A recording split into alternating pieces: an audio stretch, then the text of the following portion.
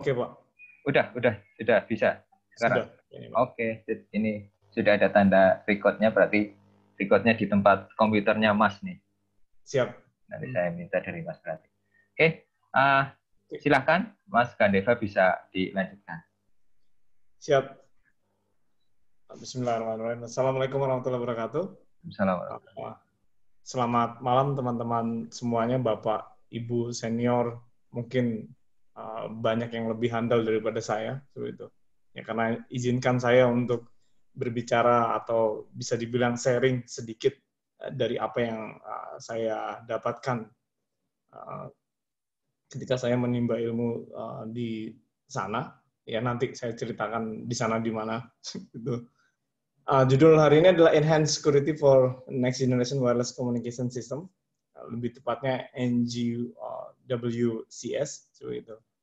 Yaitu adalah Our Future Wireless Communication, lebih tepatnya. Ya nanti mau gimana, ya ini ada beberapa sharing dari ketika saya kuliah 2 tahun yang lalu, ini lebih tepatnya ini adalah hasil sidang disertasi saya.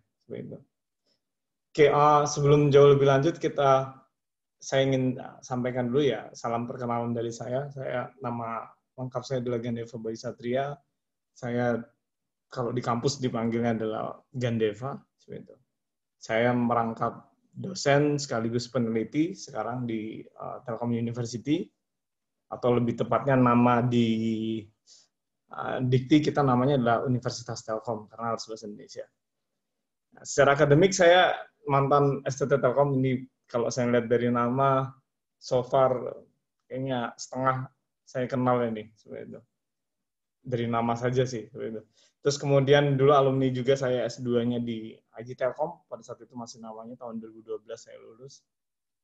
Terus kemudian untuk S3 saya berkesempatan melanjutkan di Korea Selatan, seperti itu, dan lulus tahun 2018 akhir, seperti itu. Kebetulan S3 saya topiknya waktu itu adalah wireless security, seperti itu. Ya kalau ditanya berkenaan semua tentang security sih,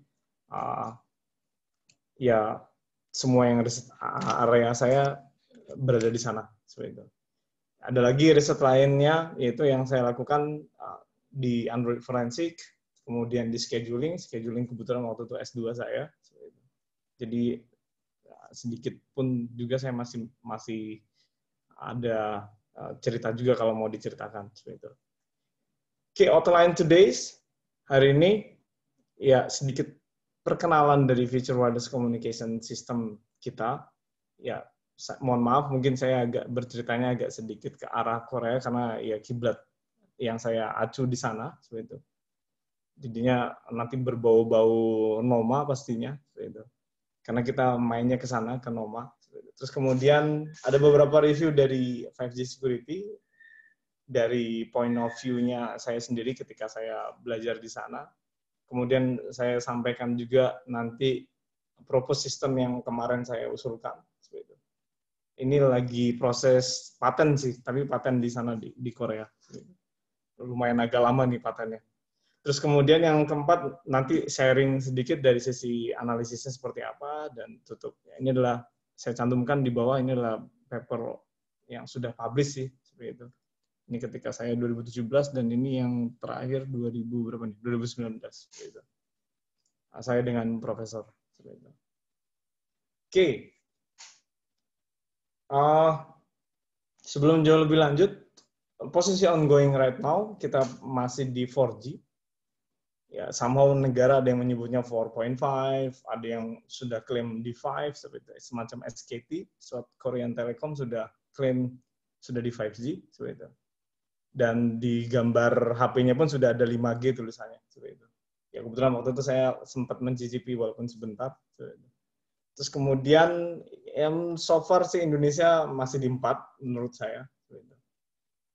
Ya, ini adalah sedikit review flashback kita ke tahun 80 dulu, yaitu adalah analog voice, yaitu 1G, IMPS.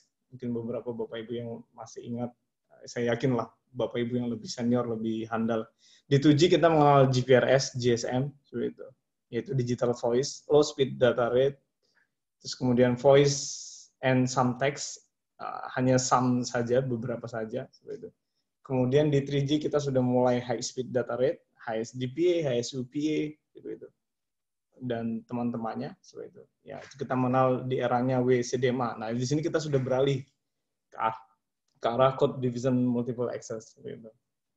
Dan di 4G kita mengulang flashback lagi kembali menggunakan teknologinya OFDMA yang dulu dipakai di 2G, dimixkan dengan 3G jadinya adalah OFDMA atau in other words kita menyebutnya dengan OMA seperti itu. Nah, di 5G ini beberapa kandidat, salah satunya adalah non orthogonal multiple access atau yang kita bilang kalau di Korea adalah NOMA seperti itu. Ya, memang ada beberapa kiblat. Nanti saya yakin pasti banyak yang bertanya, ada yang mengusulkan semacam kayak kemarin Prof. Gamantio, dia kiblatnya ke arah MIMO, seperti itu. MIMO millimeter wave, seperti itu. Dan ya memang beberapa negara sedang mengusulkan masing-masing. Jadi Korea punya sendiri, Jepang punya sendiri, Finland juga, Nokia Siemens juga punya sendiri, US juga punya sendiri. Jadi masing-masing mengusulkan. Ya, yang lebih diterjaminkan itu adalah kenapa saya pakai gambar yang ini, karena memang belum ada yang jelas fix 100%, tapi yang lebih jelas adalah interconnected device, sensor, and system, semuanya jadi satu, yaitu consumer, government, and business becoming one. Seperti itu.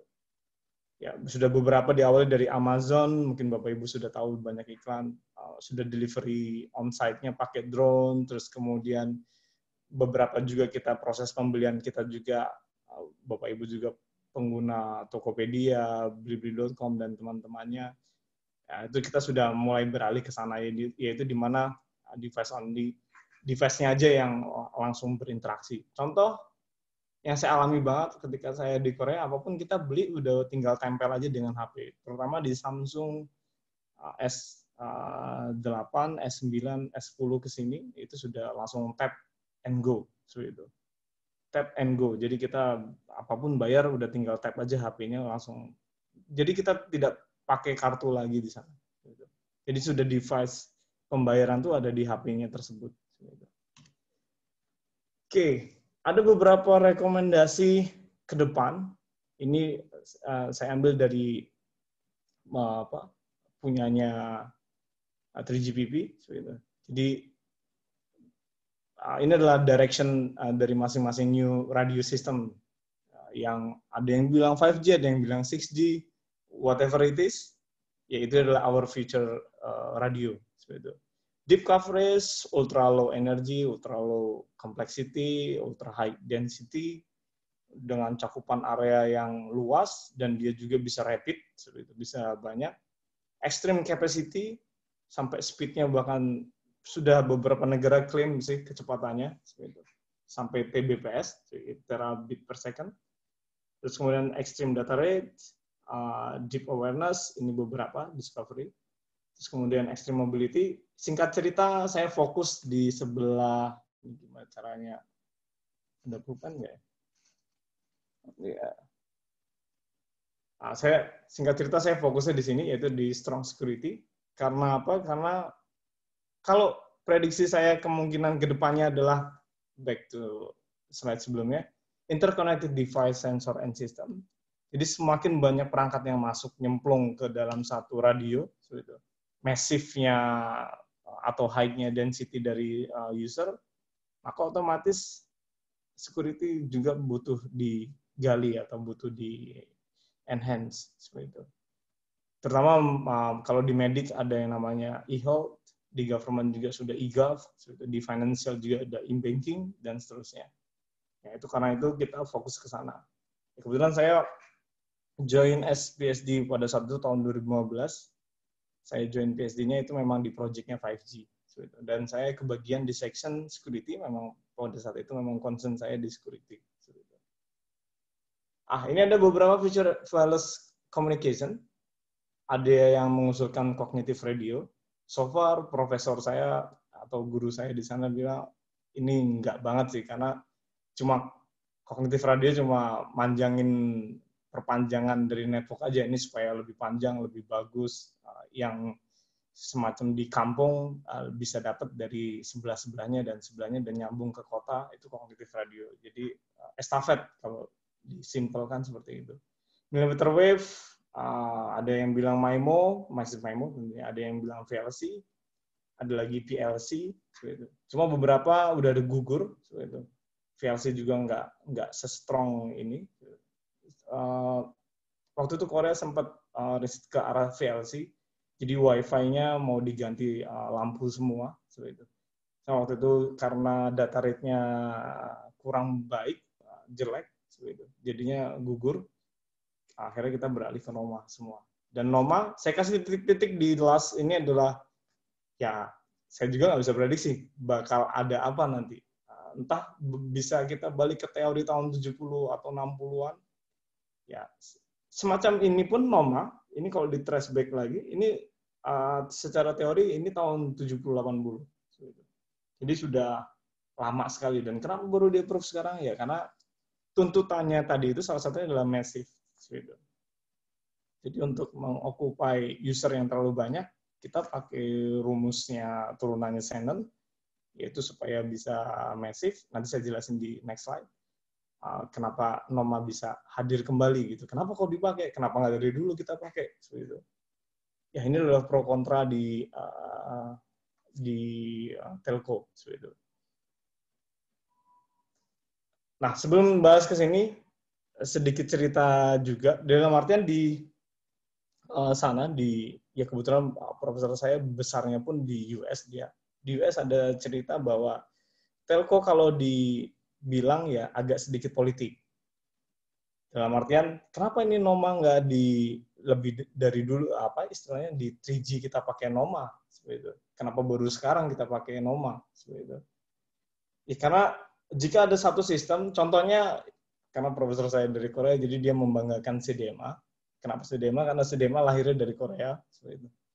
CDMA itu jika diterapkan dengan serius, itu bisa menggugurkan GSM. Seperti itu. Itu profesor saya membanggakan sekali dengan CDMA-nya. Dan Bapak Ibu tahu sendiri CDMA juga lebih murah. Ini ada nama di sini yang mantan CDMA, saya tahu sih beberapa. CDMA tuh memang powerful dalam artian dari sisi efektivitas.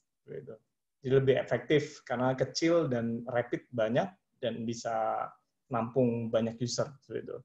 Ini secara glance, seperti itu, yaitu adalah perbedaan antara OFDMA dengan Noma. Yang paling mendasari beda banget adalah kalau di OFDMA, atau lebih tepatnya kalau saya bisa bilang ya bicara di zaman sekarang, di Indonesia zaman sekarang maksudnya, Indonesia kita masih mengadopsi 4G mengadopsi OFDMA. Seperti itu. Nah, di mana kita dipisahkan antara user 1, UE1, and UE2, itu menggunakan frekuensi saja yang berbeda. Seperti itu. Dan otomatis get power levelnya itu with the different distance. Jadi kalau distance-nya dekat, ya otomatis dia powernya kecil. Sedangkan kalau distance yang lebih jauh dari base station, dia akan butuh power yang besar. Nah, di OMA, kita kenapa ini, yaitu non-ortogonal, yaitu kalau dirumuskan secara garis besar, saya simpelkan, perbedaan Noma dengan OFDMA adalah perpendikular, alias saling tegak lurus, alias nol, lebih tepatnya seperti itu. Nah, dalam artian satu frekuensi itu kita bisa tumpangin sebanyak user apa yang kita inginkan. Nah, sebanyak apa yang kita inginkan ini adalah, kalau di teoritis lebih dalam lagi, Noma itu adalah one beam direction. Satu beam, satu antena menghadap. Ini kan ada, ya kalau digambarin sih trisektoral, 3 sektoral. Ya, ini satu sektor ini misalnya ada 1000 user, nah itu berarti dari kategori 1000 user yang ada di sini, di sektor 1 ibaratnya, dan itu adalah satu frekuensi. Yang membedakan apa antara user 1, user 2, user 3, dan sampai user ke 1000, yaitu adalah power level. Power level didapat dari mana? Yaitu dari distance. Agak sedikit lebih runyam ya. Mohon maaf nanti kalau bahasanya terlalu runyam bisa di-cut, Pak. Terlalu jauh. Kita nggak usah yang bahasa susah-susah, Pak. Siap. Saya kayaknya dipanggilnya Mas aja lah, karena saya lebih muda daripada Bapak Ibu semua di sini kayaknya. Ya, singkat cerita, seperti ini adalah perbedaan yang sangat mendasar. Saya simpelkan, ya saya harap Bapak Ibu bisa melihat dari sini aja sudah jelas bahwa kalau di dalam OFDMA kita dibedakan berdasarkan frekuensi, tapi kalau di NOMA kita bisa dibedakan berdasarkan power level, seperti itu. Atau lebih tepatnya kalau di dalam bahasa perhitungan matematisnya adalah power coefficient. Jadi yang ada semacam alfa yang membedakan alfa 1, alfa 2, dan seterusnya. Itu mah sekedar simbol saja. Nah, yang saya ingin tegaskan di sini adalah di dalam konsep NOMA, base station-nya lebih tepatnya, itu menggunakan algoritma SIC, yaitu Successive Interference Cancellation. Nah, ini dia. Successive Interference Cancellation Algoritma. Ini yang ada di dalam si NOMA. Seperti itu. Jadi kalau kita pakai NOMA, di dalam NOMA itu ada SIC. Namanya yaitu adalah Successive Interference Cancellation. Nah, yang saya ingin jelaskan, bagaimana sih cara kerjanya SIC di dalam NOMA, itu yang gambar yang sebelah sini. Cara kerjanya adalah, tadi kan ini saya sudah katakan bahwa di dalam satu beam direction, ya kebetulan ini user cuma ada 2, 1 dan 2, UE1 and UE2. UE1 and UE2 ini dibedakan berdasarkan power level. Seperti itu. Ya, anggap saja yang 1B, yang 1 2B lah. Seperti itu. Bisa dibilang powernya berbeda. Nah, ketika base station yang pertama, karena ini anggapannya adalah one beam direction, satu beam, satu antena, di dalam satu antena. Syaratnya itu, kalau berbicara masalah NOMA, kata kuncinya adalah di one beam. Kalau beda beam, ya beda lagi. Berarti gambarnya untuk kalau kita pakai trisektoral kayak gini, berarti ada 3 lipat seperti ini, sama semua bentuknya. Nah, UE1 and UE2, karena UE1 lebih kecil, maka UE1 mendapatkan sinyal punya UE2 juga, dan UE1 sendiri. Dan UE2 karena dia yang paling jauh, atau far end, atau far user, FU, biasanya kalau dalam bahasa paper, FU sama NU. NU adalah near user, FU adalah far user. Seperti itu. Nah, kalau ini adalah near user akan mendapatkan sinyal semuanya. Jadi bayangkan saja, nanti ada gambar yang lebih jelas saja. Bayangkan saja kalau ini di dalam satu beam ada 1000 user at the same time. Seperti itu. Ya karena massive connection tadi kan. Seperti itu. Nah, 1000 user berarti UI yang paling dekat dengan base station atau near user itu akan mendapatkan 999 SIC cancellation. Seperti itu. Jadi dia harus meng-cancel out 99. Nanti mekanismenya saya jelasin di belakang. Nah, ini yang menyebabkan kenapa di dalam konsepnya SIC ini agak sedikit rapuh, atau bisa dibilang in English adalah vulnerability, vulnerable di sini, karena ketika UE1 ingin mendekode sinyalnya sendiri, dia harus membuang atau cancel out, karena kepanjangan dari SIC adalah Successive Interference Cancellation, karena dia harus cancel out sinyal yang ada di atasnya. Ini kan ditumpuk seperti ini, kayak mainan anak kecil, mainan anak saya sih lebih tepatnya, mainan anak saya yang donat makin ke atas makin besar. Makin ke atas makin kecil. Artinya kalau saya mau ambil donat yang paling bawah, otomatis saya harus bongkar donat yang atas, N+1, N+1, N+1, dan seterusnya sampai N+M yang paling bawah.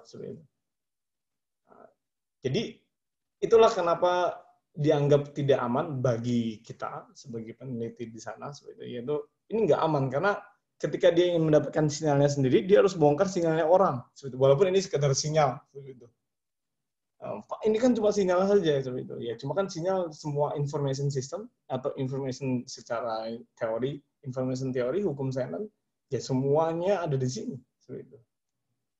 Ya, nanti saya jelasin lebih lanjut di next slide. Oke, ini adalah beberapa review dari Future Wireless Communication tadi. Ya, nanti saya akan review beberapa dari NOMA yang tadi sebenarnya sudah sampaikan sedikit. Terus kemudian ada Physical Layer Security sebagai pembandingnya. Terus yang kedua yang ketiga yaitu adalah NOMA Security sendiri yang berfokus di dalam penelitian NOMA lebih tepatnya. Nah, ini adalah NOMA yang udah tadi bahasanya, yang tadi ini saya lebih haluskan lagi ke sini, seperti itu. NOMA, kata kuncinya NOMA itu adalah menggunakan power domain. Jadi kita bukan di kalau FDMA mainnya di frekuensi domain. Kalau apa sih F terus kemudian frekuensi code CDMA seperti itu. Nah, kalau di NOMA kita pakainya adalah power domain seperti itu. Nah, jadi untuk membedakan antara sinyal satu dengan sinyal yang lain yang beda user itu adalah dengan membedakannya dengan power domain atau power level seperti itu. Semakin jauh kita butuh power yang makin besar. Ini saya gambarkan bisa mungkin sesuai dengan aktualnya. Kalau yang paling dekat itu cuma butuh power kecil, sedang sampai yang paling besar adalah yang paling jauh seperti itu. Dan inilah kenapa saya kasih gambar elips di sini. Ini adalah menandakan one beam direction. Jadi ini di dalam satu beam direction itu syaratnya. Ya tentu nggak ada yang perfect banget sih secara teori, memang Pak ini akan ada batasan gitu. Ya ini adalah batasannya seperti itu. Karena kalau kita pakai NOMA batasannya adalah one beam direction. Nah, otomatis kalau ini digambarkan secara garis lurus, receive SNR-nya yaitu adalah dari yang paling dekat dengan baseline adalah high, yang paling jauh adalah low. Oke, tadi yang saya sudah katakan, ini kan kalau dia user 1, dia akan cancel out sampai sebanyak user yang ada di belakangnya. Baru dia mendekode punyanya dia sendiri. Kalau user kedua, berarti dia harus mendekode sebanyak 3 user di belakangnya sampai dapat dia punyanya dia sendiri. Seperti itu. Nah, bayangkan saja, itu kan berarti yang gambar ini, kalau saya translate lagi lebih dalam lagi, sama aja. Kalau UI1, berarti itu first drop bagi UI2, UI3, UI4. Seperti itu. Kalau UI2, berarti dia adalah first drop bagi 4 dan 3. Kalau UI3, berarti first drop untuk UI4. Seperti itu. Karena ketika UI1 ingin mendekode sendiri, dia harus membuang 2, 3, 4, baru saya dapat donatnya saya. Kalau di UI2, berarti saya harus membuang donat 3, 4, baru saya dapat donat 2. Kalau saya ada di UI3, berarti saya harus membuang donat 4 yang ada di atas saya, baru saya dapat donat saya. Ya, ini ada exclusion, seperti itu. Untuk UI yang paling terakhir, yang paling jauh, dia tidak akan ada first drop. Jadi makanya kita yang akan melakukan analisis nanti yaitu dari UI1 sampai ke UI M-1 seperti itu. Yang paling akhir dikurangi 1. Nah, ini adalah review base kami di sana waktu saya belajar di sana, yaitu kita ambil 2 kubu besar seperti itu. Yaitu ini orang-orang sedunia yang mereview dari sisi security di 5G. Rata-rata orang mengusulkan yaitu adalah physical layer security. Mungkin Bapak Ibu pernah mendengar PLS. Gitu.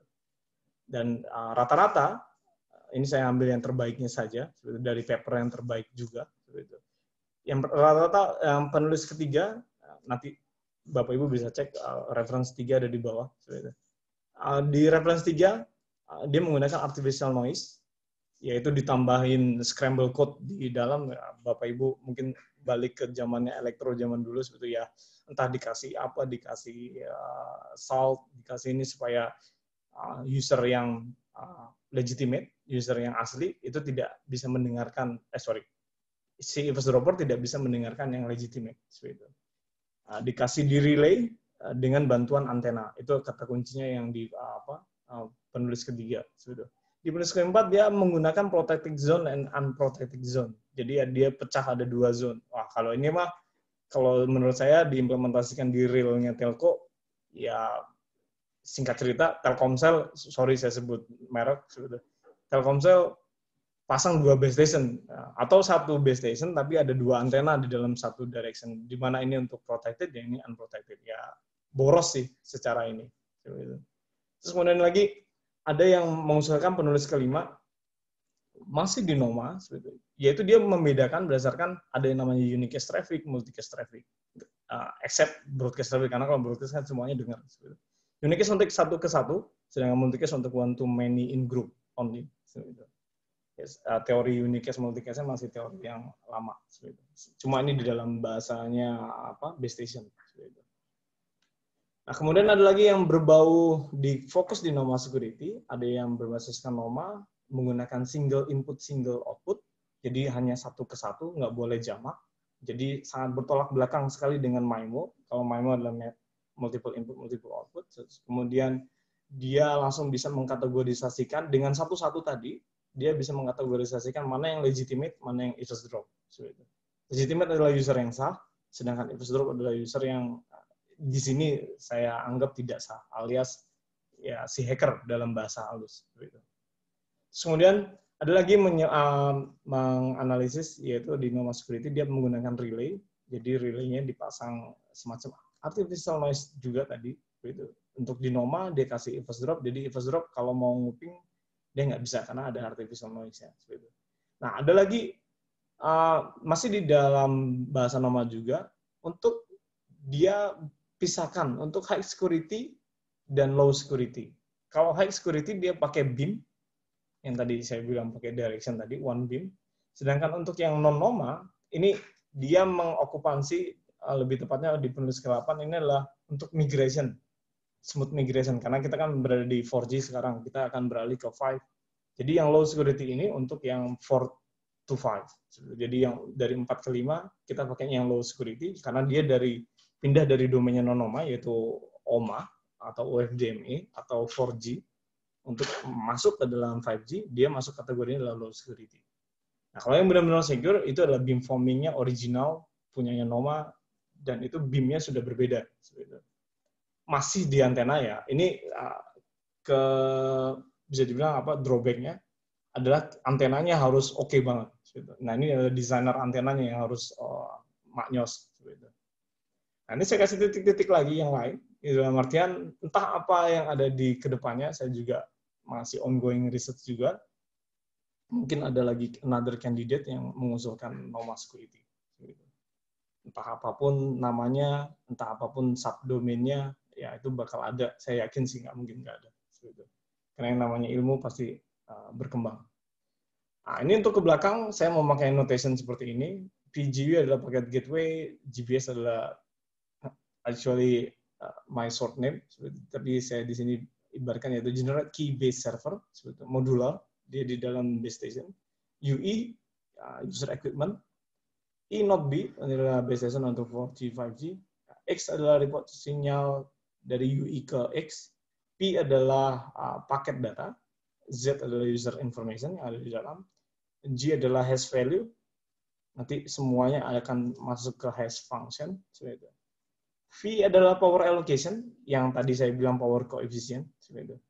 Terus kemudian W adalah total power. Kalau powernya ya hukum Shannon sih, C sama dengan C sama dengan BN setengah signal noise. Terus kemudian ada lagi yaitu M, yaitu adalah representatif dari user data information. MI adalah, nah ini kata kuncinya, yaitu M adalah short name dari MAC, sedangkan I adalah short name dari email. Nah, saya tambahkan kunci, ini adalah review sedikit dari Noma yang lama. Noma aja, tidak diapa-apain. Nah, tadi sih sebenarnya ini mirip dengan bahasa ini, cuma ini saya bahas yang ini, kan kalau ini mau dapat sinyalnya UI1, dia harus buang UI2, UI3, UI4 baru dapat sinyalnya dia. Nah, ini bahasanya saya gini kan, sama.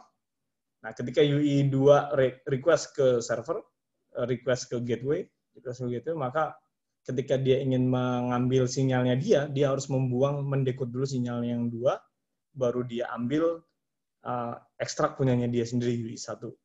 Begitupun juga ketika nyampe di UI2, dia karena dia the last, ya nggak usah, maka langsung ekstrak.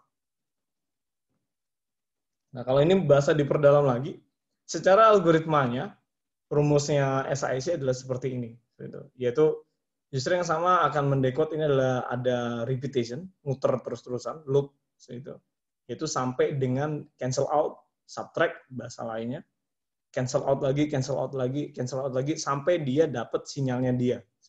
Kalau dia dapat sinyal dia, yes, berarti detection complete. Kalau belum, dia akan mendekode lagi. Nah, ini yang saya bilang tidak aman.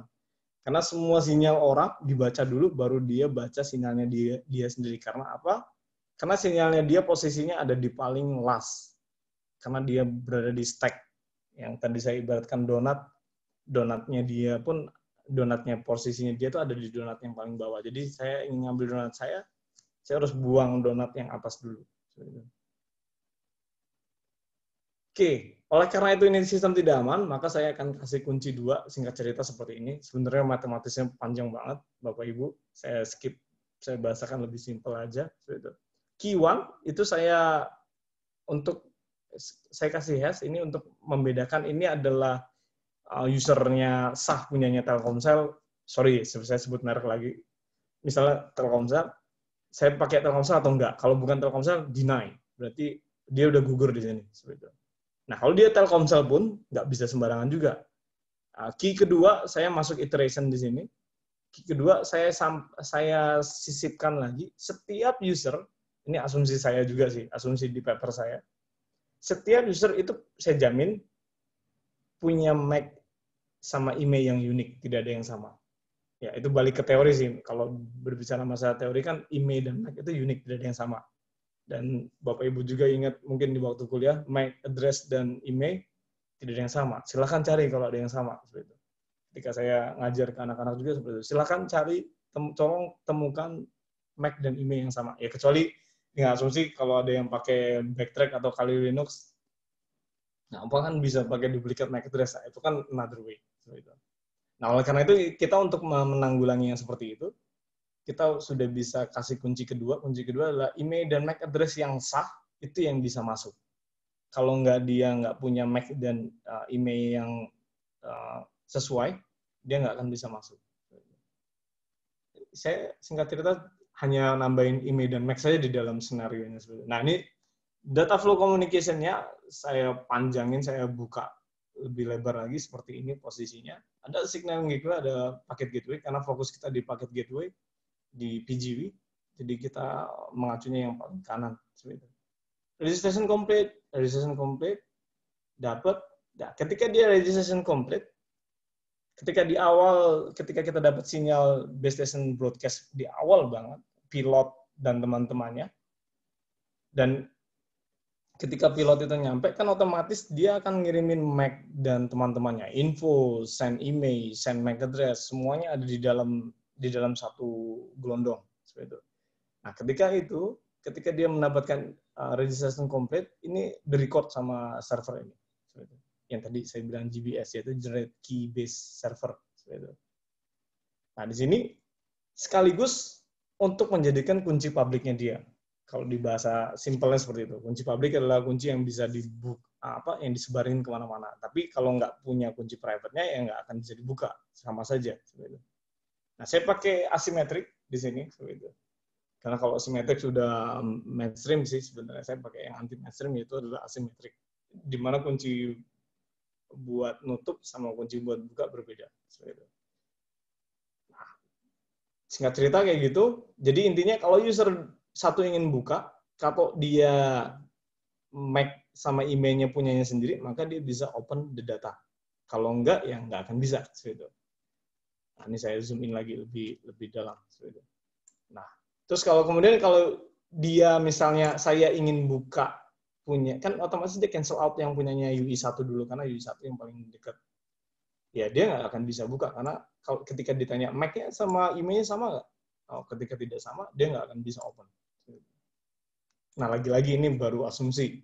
Nah, makanya kita masuk ke information theory, nanti agak sedikit lebih matematis di next slide. Oke, nah ini purpose-nya sistemnya yang tadi yang sudah saya gambarkan. Nah, ini adalah gambarannya seperti ini. Yaitu ada ini, cuma perbedaannya saya kasih ada sesuatu di sini, yaitu adalah ketika dia ekstrak, dia mendekode, dan itu nggak bisa, dia harus pakai punyanya kuncinya. Kalau bukan kuncinya, dia nggak mau.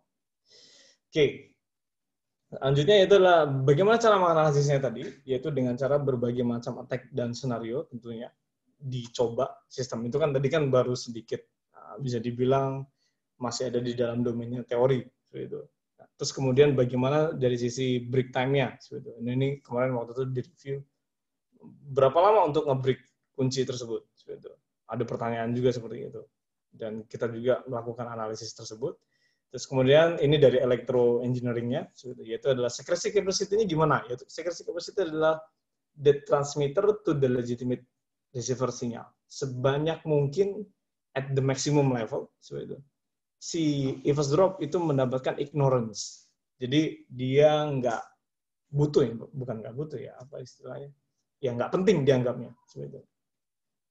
Istilahnya bagi kita kalau kita dikasih surat sama orang nggak bisa baca aja, seperti itu. Bisa nerima, seperti itu. Itu nggak boleh dipungkirin karena sistem, sorry saya balik sedikit ke teorinya Noma. Di prinsipnya Noma di SIC itu harus bisa baca signal orang, karena itu adalah ketentuannya must be atau can decode. We have to decode, seperti itu. Kalau di dalam bahasa teorinya sih seperti itu, seperti itu. Jadi nggak boleh sampai nggak bisa dibaca sama sekali. Boleh dia ambil boleh ya, tapi bisa baca nggak? Nah itu nggak bisa baca harusnya. Karena dia harus mendekode sinyal yang ada di belakangnya. Itu syarat yang paling utama di dalam Noma. Ambil boleh, tetapi kalau baca, nah itu dia, kalau membaca ya harus pakai emailnya atau MAC address-nya sendiri. Kalau bukan di dalam MAC sama emailnya, berarti dia nggak bisa baca. Oke. Nah, ini scenario attack yang pertama. The server in the live, server Google pada saat itu ya, mungkin IP-nya kalau di Trustpic sekarang kayaknya udah berubah. IP-nya Google soalnya berubah-ubah. Pada saat itu, IP version 4-nya Google adalah 192.167.161.133, IP version 6-nya adalah 88, seperti itu. Kemudian anggap saja UE1 ini mau spoof. Ya, kan tadi kan skenario-nya adalah kita mau spoofing UE2 dan UE3 yang ada di bawahnya atau di belakangnya. Atau kalau bahasa teori di paper adalah near user akan menjadikan eavesdrop bagi far user. Nah, near user di sini adalah UE1 karena dia dekat dengan base station. Terus kemudian dia harusnya bisa spoof.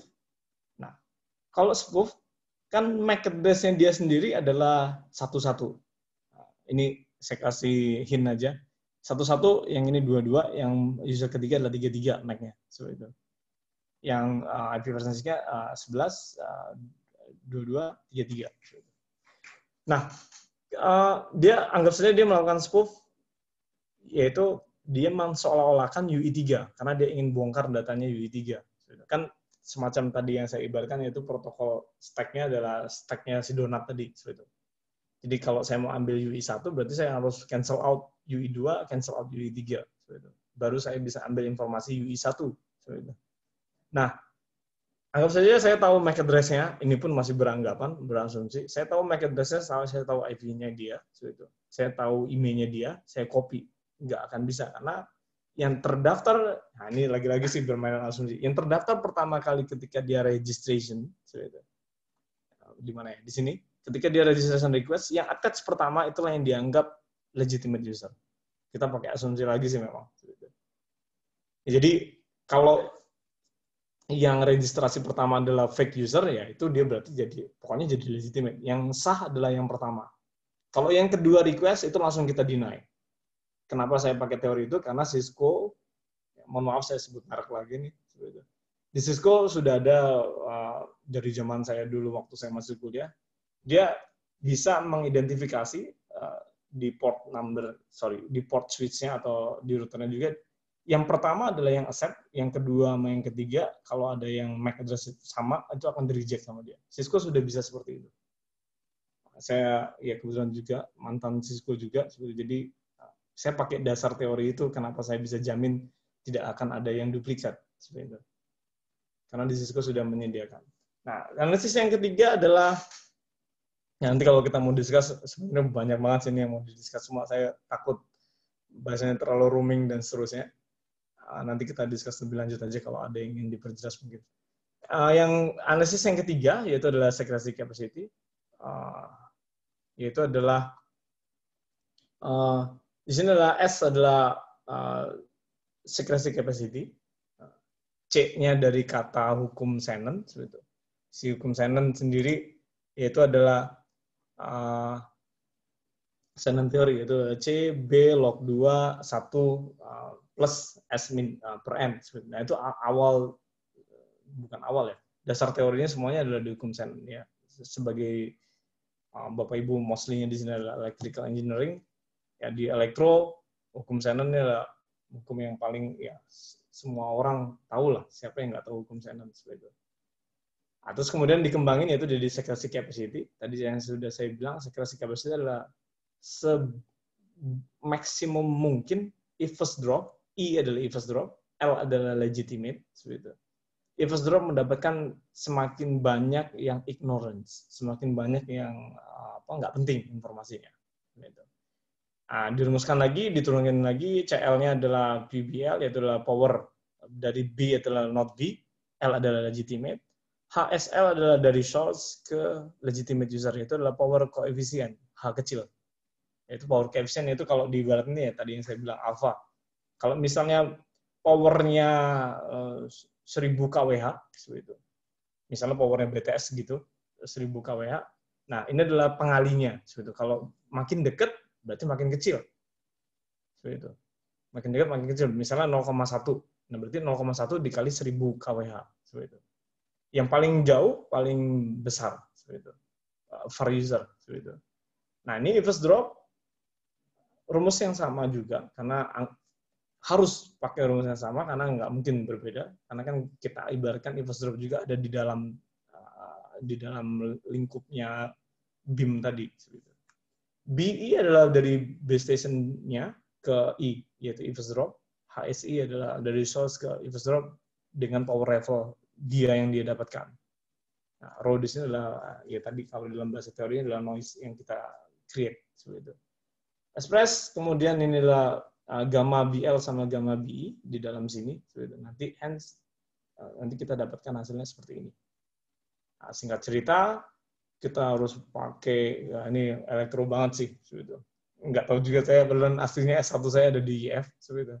Tapi S2 saya sedikit nyemplung ke elektro, S3 saya makin ke elektro. With noise level variance-nya beragam, jadi min 45 sampai min 60. Kemudian juga ya, with noise level yang berbeda dari sisi user, kalau ini yaitu with respect, kalau 1 berarti with respect to user 2, kalau 2 yaitu with respect to user 3, kalau 3 berarti with respect to user 4. Nah, singkat cerita, kita dapatkan hasil seperti ini. Ya, ini adalah, kalau di zoom in juga masih bisa. Bapak Ibu silakan di zoom in juga. Saya pakai format EPS. Jadi nggak akan pecah gambarnya. Ya, what the next? Saya juga nggak tahu bakal ada apa, dan kita juga lagi ongoing, semuanya lagi riset di beberapa negara. Seperti itu. Sampai sekarang juga saya masih ada beberapa penelitian juga sama profesor, seperti itu. Ya, untuk bisa kita kembangin lagi ke depannya, mau entah kita mau bikin apa, ya kita juga nggak tahu sih itu. Karena cybercrime, cyberkriminal, dan lain-lain, virus, kita sangat anticipate itu semua. Ya, bagaimanapun juga kita harus prevention atau prevent, seperti itu. Bagaimanapun juga kita harus menyediakan bagaimana caranya untuk menangkal itu semua, seperti itu. Nah, karena NOMA ini adalah berbasiskan tadi yaitu adalah beam direction. In other words, bahasanya kalau di dalam teorinya adalah per user, di mana user harus berpasang-pasangan, yaitu maksudnya di dalam satu beam direction. Seperti itu. Jadi kalau one beam direction, ya itulah per usernya dia. Seperti itu. Kemudian di situ kita buktikan tadi yaitu proof that SIC scheme at normal base system doesn't guarantee the secrecy, karena tadi yang saya jelaskan bahwa ketika dia ingin mendapatkan porsi donatnya dia yang paling bawah, dia harus meng-cancel out donat yang ada di atasnya. Nah, caranya gimana prevention yang pertama? Itu tadi saya bilang, saya pakai MAC address dan email, karena MAC dan email adalah embed di dalam HP masing-masing. Ya dengan asumsi kita masih pakai yang single SIM card ya. Kalau double SIM card ya berarti dia punya 2 MAC, 2 email.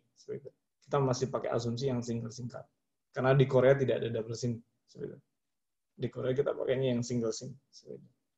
Jadi kita pakai asumsi, diasumsikan bahwa satu user itu punya satu MAC address dan satu email. Dan itu adalah private case-nya dia. Nah, purpose system-nya tadi yang saya sudah bilang, saya sudah katakan, kayaknya saya keskip satu deh, confidentiality time-nya nggak kesampaikan ini. Nanti saya buka papernya aja. Kemudian untuk feature recommendation-nya, sangat masih banyak lagi penelitian yang lain yang masih bisa dikembangkan atau need to be explored. Entah yang kita garap sih sekarang lagi beberapa di domainnya 4G yang existing sendiri pun kita lagi review juga. Beberapa kebetulan bulan April kemarin, April barusan 2 bulan yang lalu ya. April kemarin paper kita satu sudah publish. Gitu. Nanti saya kasih lihat gimmicknya. Yaitu kita mereview 4G, 3G sistem kita yang sebelumnya. Ini live, kita ya bocoran aja buat Bapak Ibu, kita hacking live, beneran base station kita hack. Bukan lagi PC atau komputer kita hack. Tapi live. Oke. Sebentar, saya kayaknya skip satu, yaitu adalah confidentiality time-nya. Saya belum sampaikan tadi. Untuk confidentiality time-nya, ini paper aslinya. Nanti mungkin saya kasih ke Pak Alvin kalau ada yang ingin dibagikan, silakan. Karena menurut saya ilmu tidak ada yang saya harus sebarkan sebanyak yang nggak apa-apa. Namanya juga sharing. Nah, ini confidentiality time. Dengan asumsi IMEI adalah varian dari 0 sampai 99. MAC address juga varian dari 0 sampai FFF. Nah, ini saya bawa ke bahasa paper langsung. Jadi total combination dari IMEI adalah 10⁻15, sedangkan total combination dari MAC address adalah 2⁻, highlight. Saya highlight aja. Ini saya highlight. MAC address total combination adalah 10⁻15, sedangkan MAC address adalah combination adalah 2⁻48, karena MAC address ya, balik lagi ke teori Jarkom nih, Bapak Ibu. Di jaringan komputer, MAC address panjangnya hanya 48 bit. Nah, singkat cerita, jadilah 10⁻15 kali 2⁻8, jadinya adalah sekian. Jadi kalau mau decode dia, itu sekitar 3 kali 10⁻12 years. Ya, silakan didecode. Nah, singkat cerita, kita buktikan bahwa teorinya seperti itu. Ya, mungkin slide-nya segitu dulu. Kalau ada yang ingin ditanyakan atau disampaikan, monggo silakan. Saya kembalikan lagi ke Pak Moderator, Pak Alvin. Halo? Cek, Pak.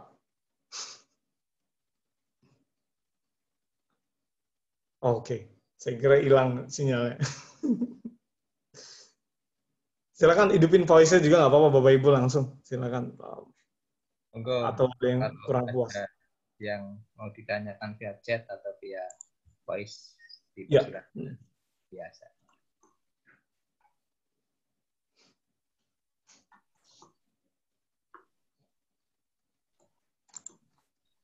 Ada pertanyaan?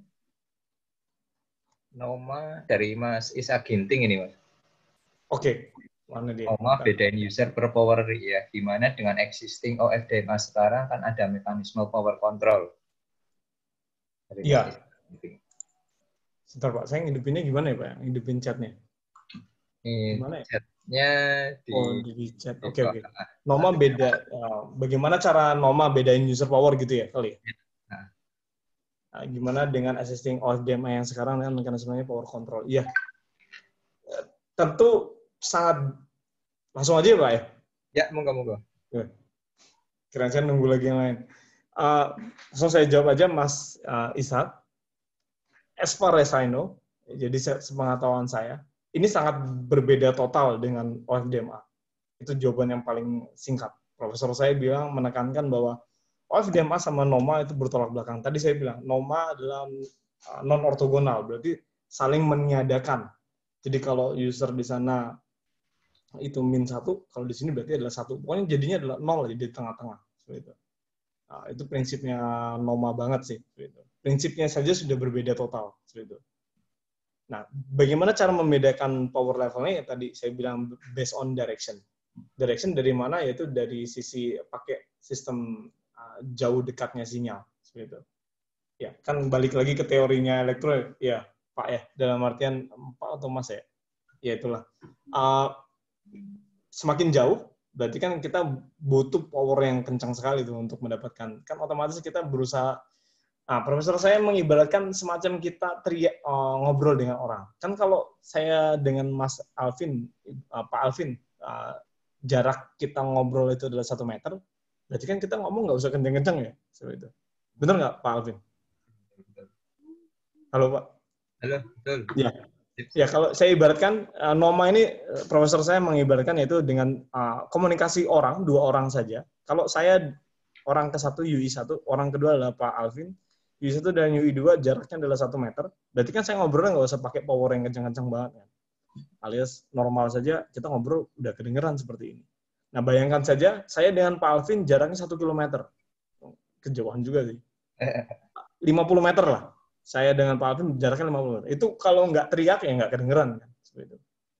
Nah, itu yang membedakan power levelnya seperti itu. Berarti dia ingin berkomunikasi ke base station, dia harus pakai power level yang kencang. Nah, seperti itu. Ya, mungkin itu yang bisa saya jawab, Mas Ishak. Yang kedua, Pak Yoyo Dwi Parindra. Ya, Mas ya. Dirilis berapa ya kira-kira 5G ini pakai Noma? Kalau kemarin terakhir sih rilis 18, itu pun masih revision ya, Pak. Masih, bukan revision, proposal. Masih proposal. Ya, sekarang kan memang masih di 15 ya, benar, masih di 15 yang OFDMA. Kan yang ongoing itu adalah 16 ke atas sih. 16 ke atas adalah 5G. Dan kalau yang Noma ini, karena tidak semua negara mengadopsi Noma, ya mohon maaf ini kalau ada yang berbeda kiblat. Ya, kiblat kita pakainya Noma soalnya. Jadi yang di Noma ini diusulkan itu masuk ke rilis 18 sih waktu itu, Profesor. Timnya dari Profesor sih. Bukan, ya saya salah satunya lah sebetulnya dari kesekian. Sebetulnya. Penasaran kalau ganti Noma, apakah UI 5G yang OFDMA tetap support? Tidak. Jawabannya, kita ganti total mesinnya. Makanya Samsung selalu revisi, karena kita langsung integrate itu sama Samsung di sana. Jadi kayak kemarin langsung diperbaikin dari S9 langsung ke S10. Nah, dia langsung integrated. Jadi kalau ada perbaikan, dia langsung ganti sinyalnya. Sementara ini memang Samsung masih di WFDMA, tapi dia sudah jaga-jaga alias ancang-ancang untuk di 5G-nya, kita ganti yang 5G.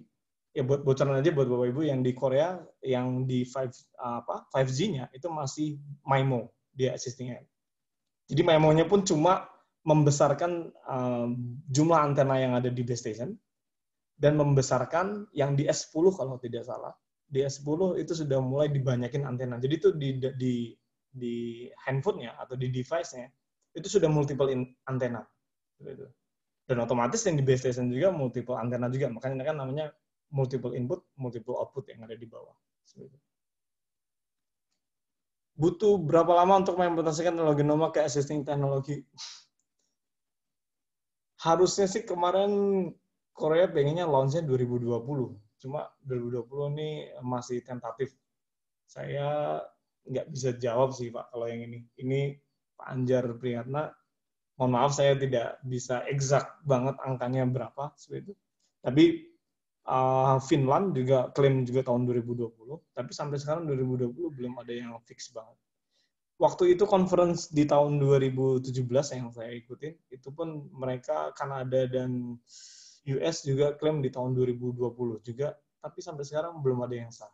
Dan teori ini pun masih usul sana sini sih, masih berbeda-beda sebetulnya. Semua negara intinya mengusulkan jagoannya masing-masing yang tadi saya bilang di slide ini dia. Semua negara mengusulkan teorinya masing-masing. Yaitu jawaban Pak Anjar. Pak Isang ini maksudnya user jauh dari BTS secara propagasi pasti jauh secara relatif lebih kecil. Tapi case atau problem itu kan selesaikan dengan mekanisme power control sejak 3G hingga 4G. Nah, memang belum ada secara sah banget yang untuk mekanisme power controlnya. Karena ini memang baru berupa teori. Gitu. Nah, di teorinya memang sih, ya mekanisme power controlnya diasumsikan yaitu jaraknya saja sih. Jarak dari base station memang. Dan itu memang masih, ya kalau dibalikin lagi ke propagasi, ke SNR, dan lain-lain itu memang banyak banget sebenarnya irisannya. Jadi secara teori memang benar Pak Ishak. Jadi ini masih banyak apa bisa dibilang batasan. Kita baru berasumsikan yaitu hanya jarak seperti itu. Jadi kalau dicampur propagasi, dicampur SNR dan lain-lain, belum lagi ditambah noise, itu kita belum sampai ke sana. Jadi kita masih penelitiannya itu masih di level nggak aneh-aneh lah dalam posisi sinyalnya. Ya mohon maaf Pak Gini mungkin kurang sedikit puas, memang posisinya memang masih under circumstance, jadi dalam artian ya masih dalam ruang lingkup peneliti saja. Halo Pak, nggak ada suara saya, Pak Alvin. Cek. Oke, ada. Oke. Tadi ada yang bilang nggak ada suaranya, bingung saya. Kedengeran. Iya, tadi ada yang bilang nggak ada, makanya saya cek lagi Pak. Oke, Mas Ishak, mungkin segitu aja yang bisa saya jawab sepengetahuan saya. Ya mohon maaf kalau memang kurang pas. Memang saya yakin sih ada yang nanya yang kayak model Mas Ishak ini. Karena memang kalau dicampur propagasi dan lain ya nggak bisa gitu dong Mas. Gitu. Karena kan power banyak ketergantungannya. Ya mohon maaf. Pak, lanjut ke Pak Petrus. Pak izin bertanya untuk NOMA, karena memiliki power domain dalam satu beam direction, apakah memiliki pendeteksian user untuk mengetahui posisi user? Dari power level tersebut, Pak, asumsi kita baru hanya sampai power. Jadi, si base station-nya memang sudah dikenalin, yaitu power. Power didapat dari mana? Secara teoritis, yaitu dari dia balik sinyalnya. Jadi kan ketika dia registration, kan kita ketahuin tuh delay-nya dan seterusnya, dan itulah kita baru bisa memancarkan power-nya. Karena sangat rugi untuk memancarkan power yang sangat besar, tapi usernya sedikit. Benar sekali. Ini kenapa NOMA belum bisa diimplementasikan. Karena kita butuh power dan otomatis di end usernya juga kasih butuh baterai juga, makanya baterai digedein juga kan. Bahkan sekarang udah ada yang sampai 5.000 6.000 mAh ya. Nah itu dalam artian memang keterbatasan banget sih Pak. Salah satu minornya atau bisa dibilang drawbacknya sistem NOMA ini jika diterapkan ya dua-duanya butuh power yang besar. Dari sisi base station, dari sisi user juga. Baterai disrupt, of course, Pak. Kalau ini diterapin juga kencang. Nah, tapi kan tadi dia, Pak, makanya ini yang jadi metrik, ini yang jadi pembicaraan di forum besar 5G. Ya, mungkin saya mewakili sedikit cerita dari forum 5G yang saya pernah ikutin waktu itu di luar. Dan dia bilang, kalau kita gedein di sisi density, dia akan mempengaruhi ke power. Nggak bisa ini Pak, saling tarik-menarik ini soalnya. Jadi memang benar Pak Petrus, tadi siapa lagi ya, Mas Ishak, nggak bisa kayak gitu. Ya, karena memang teorinya memang saling tarik-menarik. Kalau saya mau pasang security, berarti density-nya kurang, energinya gede. Kalau saya mau hidupin coverage, berarti capacity-nya narik juga, extreme mobility-nya juga narik. Belum lagi ditambah handover. Handover-nya karena ada permintaan juga dari timnya handover, itu harus under sekian, bahkan kalau bisa nggak ada delay ketika dia handover. Nah ini masih di drawback, makanya kita selalu bikin asumsi di penelitian. Jadi ini ya mohon maaf, memang di sisi penelitian memang masih ada asumsi-asumsi. Jadi memang kita kalau ditanya sama reviewer, ditanya sama peneliti yang lain juga, kenapa gini? Ya ini drawback-nya Prof. Saya bilang seperti itu sih. Memang kalau kita mau kencangin di security, pasti kurang di sisi kiri. Kalau kita mau kencangin di kiri, pasti kurang di sisi kanan. Dan seterusnya. Itu sih Pak. Ada lagi mungkin Bapak Ibu yang kurang jelas. Benar Pak. Pak Petrus benar sekali, ini masih dalam penelitian. Dan sampai sekarang sih memang kandidatnya yang menang, bukan yang menang ya Pak ya. Jadi MIMO tuh bukan, profesor saya bilang sih MIMO tuh bukan kandidat sih sebenarnya. Karena MIMO tuh cuma gedein antena aja, udah selesai. Itu yang ya karena profesor saya agak sedikit kalau ngomong belak-belakan gitu. Itu kan cuma gedein antena doang. Sebenarnya. antena dari sisi user sama antena di sisi end user ya Pak. End user dalam artian HP. Gitu. HP di antena, digedein antenanya. Kan kalau nggak salah, Bapak Ibu mungkin ada yang pegang Note 5, Note 5. Itu di atasnya Note 5 itu ada 2 garis. Itulah 2 antena. Gitu. Ada lagi dibagusin lagi di Note 9 atau Note 8. Coba Bapak Ibu lihat aja HP-nya yang pegang Note, Galaxy Note. Di bawah sama di atas itu ada garis. Itu udah 4 antena. Gitu. Nah, itu kita ngedeinnya kayak gitu paling. Itu yang sementara digedein dari sisi Samsung yang udah integrated sama penelitian itu adalah kita gedein sisi antena di end device yaitu di HP-nya dan gedein antena di sisi BTS. Di sana satu base station itu bisa sampai 10 antenanya. 10 itu satu ini ya, satu direction. Makanya rame banget antenanya. Bener, Pak. Toh juga engineer juga seneng kan kayak teman-teman telco ini biar ada kerjaan dikit lah. Banyakin aja antenanya udah selesai. Saya yakin sih timnya di Telkomsel juga, ya mungkin beberapa di sini ada yang timnya Telkomsel juga cuma gedein antena doang sih. Memang seperti itu memang. Gedein bandwidth yang paling possible. Jadi kalau untuk ditanya, kita untuk mendapatkan extreme data rates, ini salah satunya. Untuk mendapatkan extreme data rates atau extreme capacity, ini salah satunya adalah ya tinggal digedein aja antena yang selesai. Nah itu profesor saya nggak setuju di sana. Ini mah bukan riset gitu. Kalau namanya riset kita harus mencari sesuatu yang lebih new dong, seperti itu. Nah itu sampai sekarang belum didapat sih bagaimana cara mengenhance untuk benar-benar secara teori bagus gitu. Ya salah satu kandidatnya yang terbaik ini adalah ya Noma sementara ini. Oke, ada lagi Bapak Ibu yang ingin discuss mungkin, ingin disampaikan.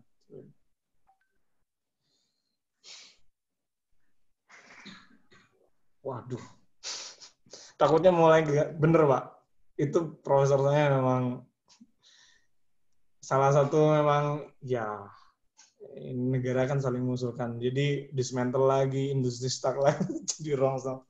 Dikali yang dari Bali Nusra dibuang ke Sumalpua, akhirnya ujung-ujungnya yang Papua ya Pak yang dapat barang rongsoknya. Seperti itu. Ya kebetulan saya juga mantan telco dulu. Ini ada beberapa teman saya di grup ini, yang lagi ikutan ini. X-nya ZTE dibuang ke Sulawesi dibuang lagi ke Papua dan seterusnya.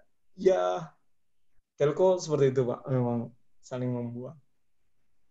Kalau takut mengulangi kegagalan itu semua negara takut Pak. Itu kenapa kita nggak berani publish. Maksudnya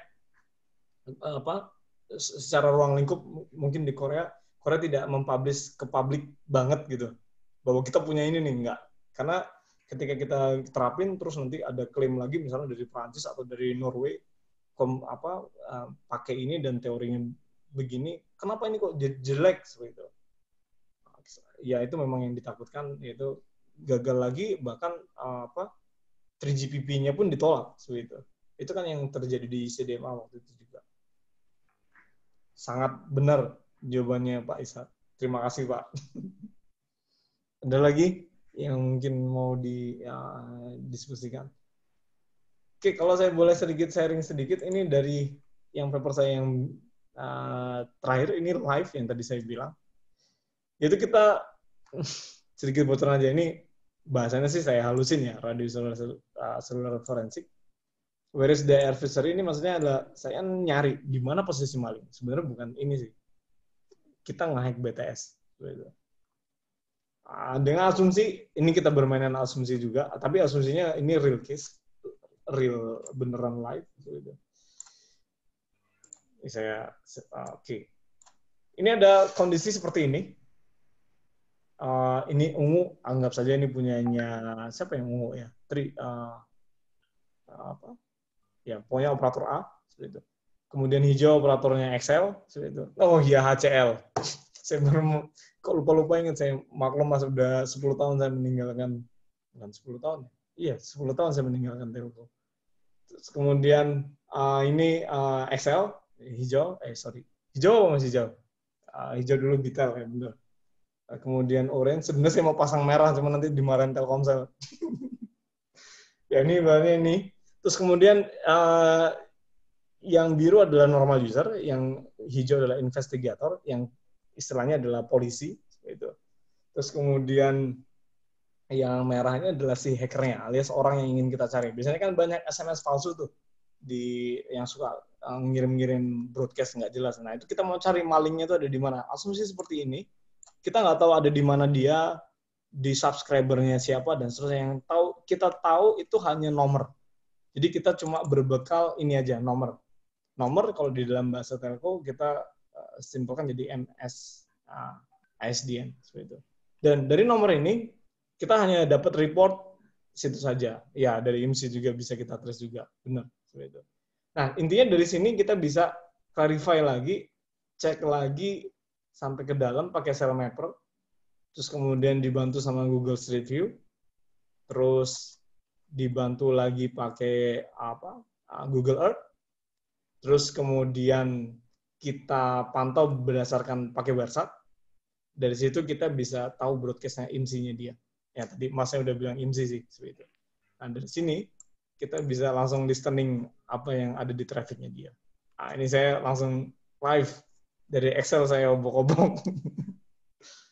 Nah, ini kita bisa tahu, bisa nguping, bahkan semua traffic yang lalu lalang di sini kita bisa dengerin.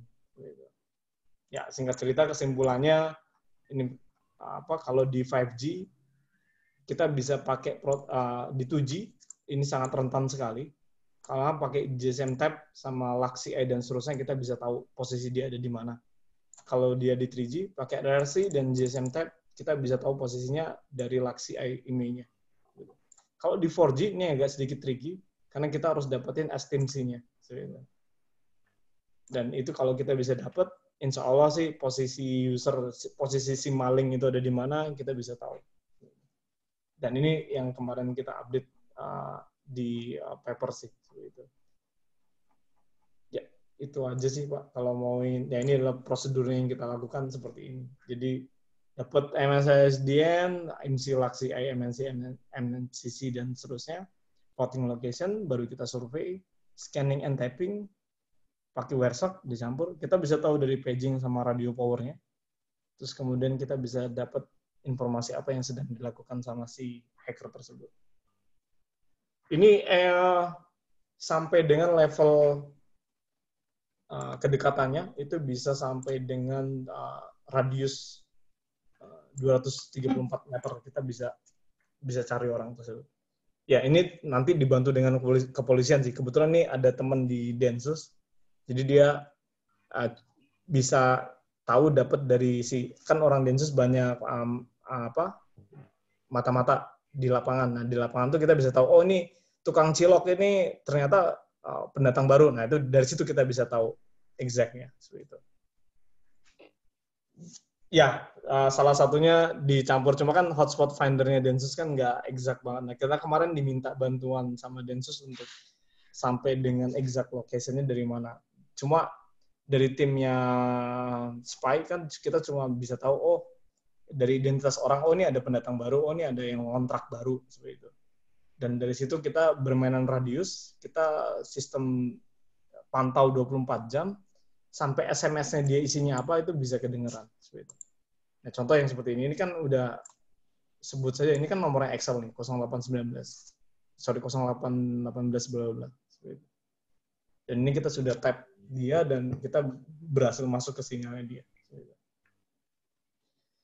Oke. Iya Pak, nanti saya share ke Pak Alvin. Pak Alvin silakan dibagikan. Atau di sini bisa share nggak sih? File. Oh bisa nih. Your computer. This PC. Sebentar Pak, saya share. Ya. Oke. Ya. Sorry Pak. Di sini ya, GBS. Mohon maaf Bapak Ibu. Ini posisinya terlalu santai, jadi saya minta maaf. Ini nanti filenya bagus di share kan ya Mas? Boleh Pak, boleh. Yang radio, ini radio. Iya, oke. Oke. Saya sudah sending yang ini, yang satunya juga saya send aja ke sini, ke grup. Di mana? Di Zoom ini. MRC, LC. Oke, Bapak Ibu, mungkin ada yang ingin ditanyakan lagi, yang lain, atau ada yang ingin ditanyakan atau ingin disampaikan lagi? Partisipan. Monggo, rekan-rekan. Forensik nih ya, Mas. Berarti sering digunakan untuk tes orang-orang. Tapping sih biasanya. Ya, tapi ini jangan disalahgunakan. Supaya UI kita tidak ketahuan, gimana triknya, Pak? Ini Pak Ridho nih pura-pura nanya nih. Sebenarnya beliau lebih expert, Pak, daripada saya nih, Pak. Bapak bisa aja, Pak. Pak Ridho, bagaimana user tidak ketahuan, gimana supaya... Jadi, kalau prinsipnya yang setahu saya dari timnya si Densus itu memantau dia frequently sih, tidak 24 jam. Gitu. Tidak 24 jam dia ngecek. Gitu. Jadi dia ada jamnya, cuma kan kita nggak tahu polisi ngeceknya jam berapa kan, dia ngecek. Gitu. Ya intinya kita jangan terlalu cek nah itu dia. Biasanya kan komunikasi, ini mungkin sharing juga dari rahasia sih, ini sebenarnya rahasia negara sih. Boleh dikasih tahu nggak ya? Jadi gini, simpelnya gini, kenapa teman-teman di telco juga kalau dismantle atau upgrading apapun, itu kondisi kita di malam hari. Karena kondisi di malam hari adalah low traffic. Bener nggak, Bapak Ibu? Nah, kalau low traffic gitu kan, kita mau cucuk cabut antena, cucuk migrasi, dan lain-lain kan gampang sekali ya. Istilahnya nggak ada yang komplain. Nah. Kalau yang komplain paling yang lagi pacaran mungkin ya, Pak. Telepon di tengah jalan gitu kan, terus mati. Gitu. Nah, biasanya kita akan ngecek di malam hari. Gitu. Ini biasanya sih seperti itu. Nah, jadi kalau Bapak mau aktivitas yang terlalu krusial, jangan taruh di malam hari, karena di malam hari banyak yang nguping, Pak. Termasuk dari timnya kita di Densus, bukan tim kita ya, maksudnya tim yang di sana. Gitu. Nah, jadi mereka menganalisis traffic, ada yang krusial atau enggak, itu biasanya di low traffic. Gitu. Kalau di crowded traffic kan dia susah, Pak. Memilah sinyal mana yang penting, mana sinyal mana yang enggak penting. Apakah chippering ini termasuk dalam security case berkaitan dengan location? Iya. Benar sih.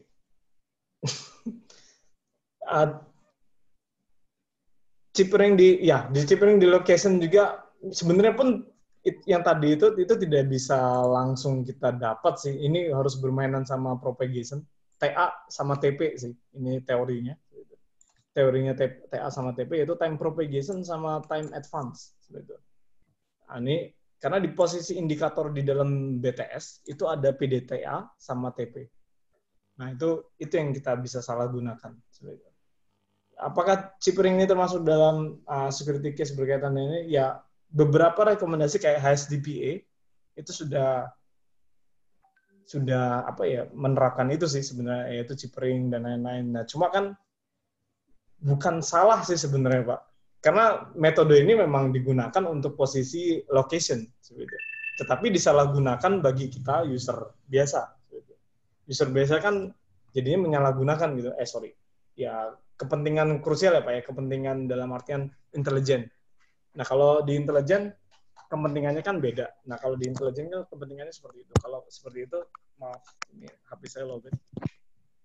Kalau di intelijen kan memang kepentingannya untuk memata-matai, makanya kita butuh itu. Gitu. Jadi TA sama TP ini bukan disalahgunakan, salah lagi saya ngomong. Ya digunakan untuk itu, untuk validation. Ya. Maaf ini saya miringin, Pak, karena baterainya lagi lowbat. Sampai ngecas. Ngecas. Ada lagi mungkin Bapak Ibu, ini jadi ngomongnya kemana-mana ya. nggak apa-apa Pak. Biar rame. Ya. Mungkin bisa ditunjukkan lagi paper-paper yang lainnya Pak, yang Wah, terkait dengan security yang IEEE atau yang lainnya. ya, artinya apakah info location yang di encode dalam ya sebenarnya posisinya ini itu di encode semua ini Pak posisinya Pak. Jadi GSM tab itu kita cuma tahu kayak gini aja nih, yaitu paging request tipe 1, paging request tipe 2. Ini kan di encode. Kita kan nggak tahu, ini kan tidak ada informasi meter ya Pak. Nah dari situ kita lari ke sini gitu. Ini kan paging request tipe 1, tipe 2, tipe 3. Nah kalau tipe 1, tipe 2, tipe 1 berarti ada di radius. Dia posisinya nggak jauh nih sama kita nih, yaitu adalah sekitar 230 meter. Lingkaran ya Pak ya, posisinya lingkaran. Karena kan radius. Nah, itu kita cari di sana. Nah, untuk step berikutnya lagi, nah ini tim Densus dengan dibantu sama mata-mata, spy yang di lapangan, di dalam radius 230 ini, mana orang yang istilahnya dicurigai. Makanya dapatlah, oh ini nih, kita bisa eksak banget nih dapat posisinya dia. Nah, itu dari sekian ini, mana yang bukan orang sini, atau mana yang pendatang, atau istilahnya mana yang dicurigai. Nah, itu kita bisa tahu spotnya. Tentu Pak, location pasti encoded. Di dalam ketika kita tapping di where segment itu encoded semua. Nggak bisa langsung kita dapat sekian gitu, tidak. Kita harus translate. Makanya nih saya tampilin tabel satu ini adalah rahasianya sih sebenarnya. Rahasianya kita harus decode dari sini.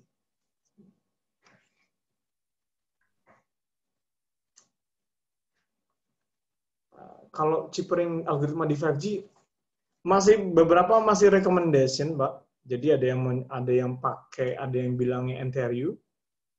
Salah satunya adalah NTRU. Mungkin Bapak bisa saya chat di sini aja. Salah satunya itu adalah post quantum crypto. Salah satunya namanya, saya ketik aja Pak ya biar ada ini ya. Saya nggak bisa sih sebenarnya saya share, namanya adalah NTRU. Salah satu yang apa, ini kalau nggak saya buka browser ya Pak. Gimana cara share screen? Share screen, browser layer 2, nah ini. Itu adalah NTRU. Ini adalah salah satu yang direkomendasikan di 5G, next feature encryption. NTRU adalah, ini lumayan cukup ribet Pak. Ini teorinya ada di sini sih. Ini lagi propose. Jadi lebih tepatnya itu adalah post quantum cryptography. Karena apa? Karena mesin sekarang itu sudah ada, bahkan IBM sudah klaim, Google juga sudah klaim, mereka sudah ngeluarin mesin kuantum. Ya Bapak Ibu mungkin pernah dengar ya mesin kuantum. Dan mesin kuantum ini kalau diterapin bagi kriptografi ini sangat berbahaya. Kenapa berbahaya? Karena mesin ini bisa nge-break, contohnya adalah RSA, AES, dan teman-temannya itu bisa di-break dalam hitungan cepat, milisecond bahkan. Nah, gimana caranya supaya di future recommendation-nya 5G, kita harus mengusulkan kriptografi yang light, yaitu yang sesingkat mungkin, tetapi secure. Yaitu adalah salah satunya adalah lattice. Lattice-based cryptography. Itu yang lagi diusulkan Pak sekarang. Yaitu bocoran dari sisi kita di sana di Korea lagi memperdalam post quantum juga. Salah satunya itu. Cuma kalau yang sah banget belum ada sih Pak, saya jamin. Karena memang masih berupa usulan semua. Oke, saya kasih lihat satu lagi dari yang post quantum crypto. Kebetulan paper juga sudah publish. Jadi saya boleh bagi ke Bapak Ibu. Nah, saya buka di foldernya namanya. Ntar Pak, kebanyakan folder nih Pak. Kamera ready.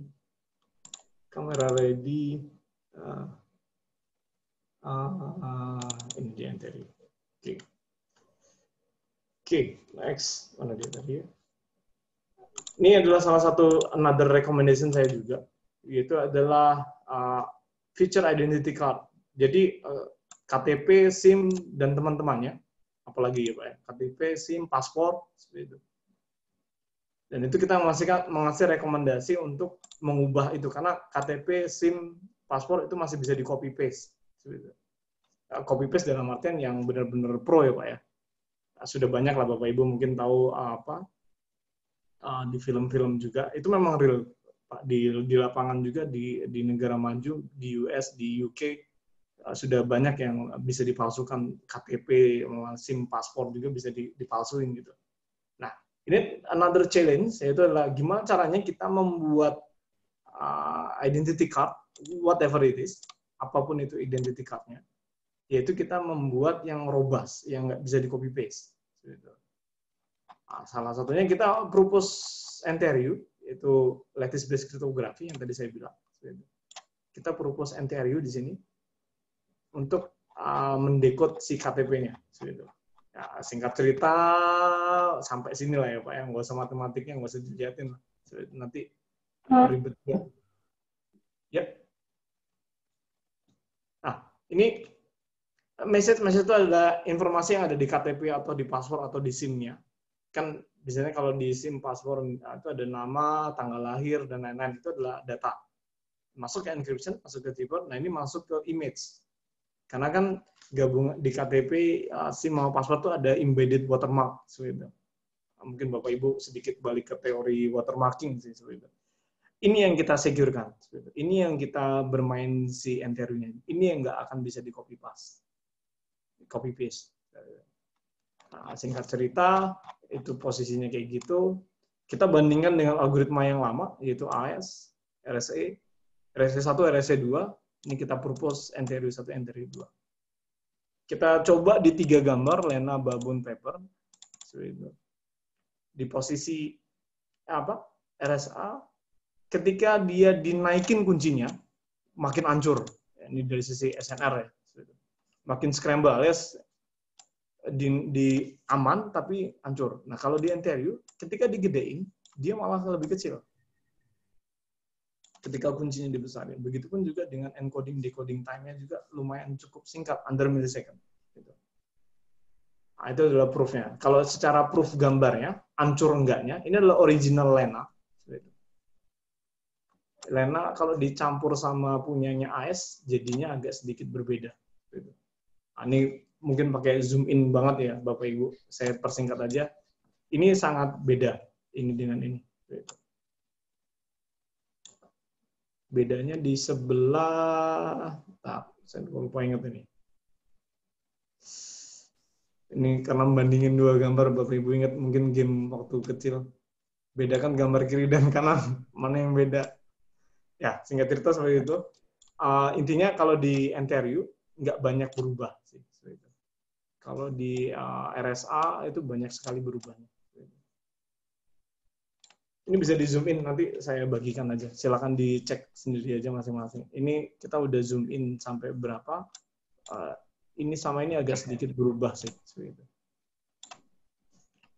Cuma saya lupa di posisi bit mana yang berubah. Ini adalah bit image 0 to 55. Ini adalah feature rekomendasi card kita. Untuk kedepannya kita nggak pakai. Ya kan selama ini KTP kan dianggap aman ya Bapak Ibu ya. Saya yakin itu tidak aman karena itu masih bisa di copy paste. Kita propose kartu yang baru. Bukan kartu itu Pak ya, Indonesia Sehat, bukan Pak. Jadi kita kasih propose yang baru. Oke. Ada yang ingin ditanyakan mungkin? Satu lagi itu Pak, di bawah. Di bawah Pak. Saat user menggunakan apa ini dia? Volte. Volte. Voice LTE gitu Pak ya maksudnya Pak? Iya. Voice LTE bisa di tracing location-nya juga bisa Pak. Sebenarnya itu ada ya kalau ditanya ya Pak ya sebenarnya ini jangan dikasih tahu ke siapa-siapa tapi Pak ya. Jadi nggak enak sih soalnya kalau dikasih. Karena ini beneran real case kita kemarin ngebongkar sih. Tapi ini gimana ngecilinnya? Nah, kemarin yang ini yang kita lakukan posisi tapping ini, sebenarnya ada satu cerita yang nggak kita tampilkan di paper ini. Furthermore, dia kita bilang ini inactive mode instead of passive mode. Jadi dalam artian paper ini sebenarnya baru passive mode. Sebenarnya kita sudah melakukan sampai ke active mode. Active mode itu adalah man in the middle attack kalau di bahasa hacker. Jadi kita bisa listening banget. Kita jawab singkat, Pak. Memang kita bisa listening, cuma kita nggak keluarin di paper ini. Karena kalau dikeluarin bisa saya dimarahin nanti, Pak. Ya ini rahasia kita aja, Pak. Rahasia apa ya? Rahasia tapi kok dikasih tahu ya. Jangan dikasih tahu siapa-siapa lah. Cek lagi yang lain kemarin. Yang propose kartu baru untuk project baru lagi tuh. Pak Joni. Boleh Pak, saya jadi penelitinya aja Pak. Silakan Bapak kalau mau duitin nggak apa-apa. Saya ngasih royaltinya aja lah. Ya siap Pak, saya kirim nih. Your paper, public ya. Everyone, paper. Yang tadi itu yang, Pak. Saya senang Pak kalau bagi-bagi kayak gini Pak. Ini bahkan bagi saya sih, insya Allah ya sharing ilmu kan. Asal jangan disalahgunakan aja Pak ilmunya. Ya ini saya sudah kasih. Yang ini tadi privately ya, saya kirimnya ke Pak Joni ya. Oke, saya nggak kirim ke publik. Ntar saya kirim lagi Pak. Yang tadi sebenarnya saya udah kirim Pak. Yang paper else.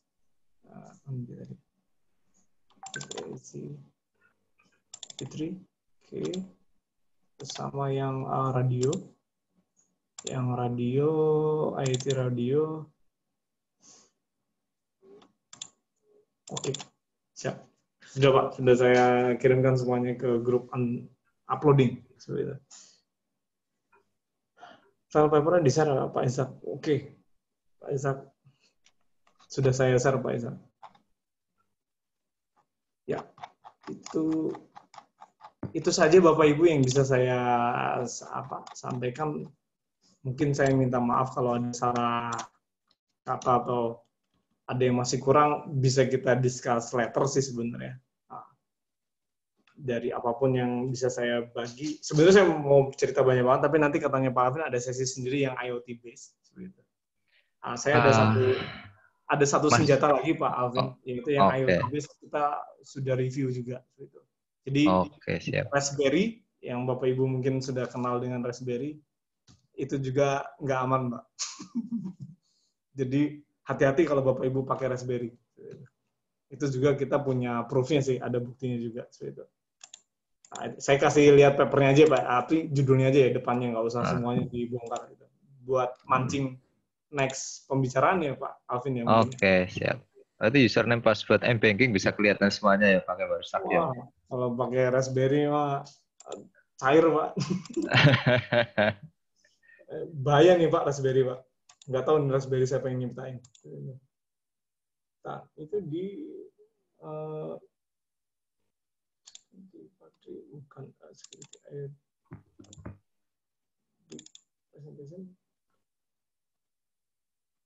yang ini kayak.